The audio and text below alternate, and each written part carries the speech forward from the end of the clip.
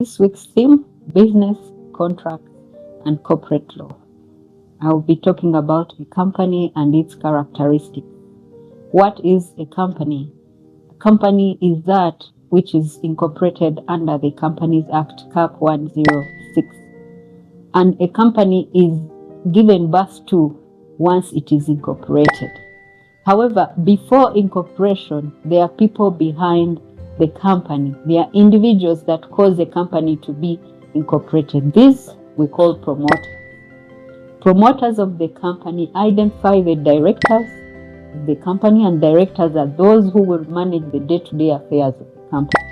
Promoters of the company identify shareholders. Some of them become part of the shareholders or directors. Shareholders are the owners of the company. So once a company is incorporated, shareholders and decisions that are made bind everybody in the company.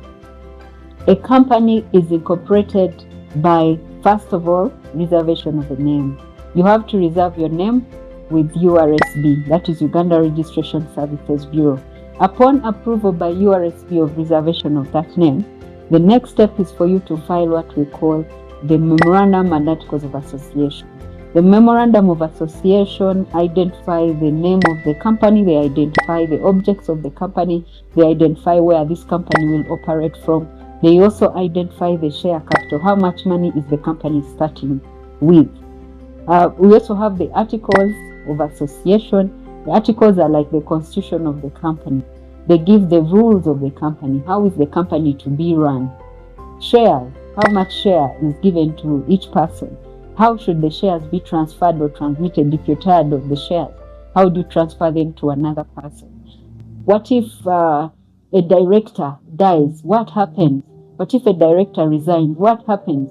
What are the roles of the directors? What are the roles of the shareholders? What are their rights? What about the voting rights, meetings? Basically, the operations of the company and governance of the company is provided for under Articles of Association. The other document that you must file is a document that spells out the nominal capital of the company, that amount that the company is going to start with, and how the shareholders are owning, how much shares is each shareholder owning. That is the form that you file with URSB. Then you have the Form 20, which is the particulars of the directors and secretaries. It spells out who the directors of the companies is. According to the Companies Act Cap 106, you must have a minimum of at least 2 directors if you're a private company. And if you're a single member company, you can be the only one because it's single member anyway. For public companies, it must be 7 directors and above. We have the other form that you must fill, the registered place of business. Where is the company going to operate from? So you must have a box number. Once you have all these documents ready, you then apply to URSB. The application is done online on OBRS. We have a new form, which is Form 1. That form is for the beneficial owners, the owners of the company. So that form is mandatory and it must also be filed. Once URSB is satisfied and you make payment, the statutory fee. Statutory fee or stamp duty is paid on the URSB portal. Of course, generation of the taxes from Uganda Revenue Authority, and how much you paid is dependent on the share capital that I talked about. Once you have paid, then the URSB will issue with a certificate of incorporation. That is the stage where you can confirm that your company is fully incorporated. Decisions that are made by the promoter are not decisions of the company.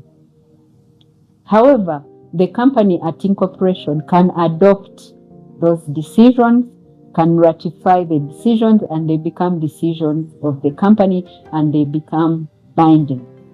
So what are the characteristics of a company that has been incorporated? 1, a company that with a certificate of incorporation is a separate legal entity. It is separate from its shareholders. It becomes an official person. And this was the principle in the case of Solomon versus Solomon, that a company is a distinct person from its shareholders or members. the company can sue and be sued. The company becomes liable. Criminal and civil liability can follow the company. The company can live on and on. It can live for perpetual succession. Even when some of the members die, the company remains. If one of the members becomes of unsound mind, the company remains. So it's like a person, but an artificial person. A company can own property. So the company can purchase furniture, can purchase land, can purchase another company because it's an artificial person. A company can also face death. It can be wound up. We're saying it's an artificial company, but it can be wound up. In case the directors are not able to perform their duties, in case the shareholders are no longer interested, then you can cause that company to die. The death of the company is what we call winding up. You go through a certain process according to the law, and then you close that company. It will cease to have life that we give. Next time we shall be looking at specifics of a single member company. Thank you.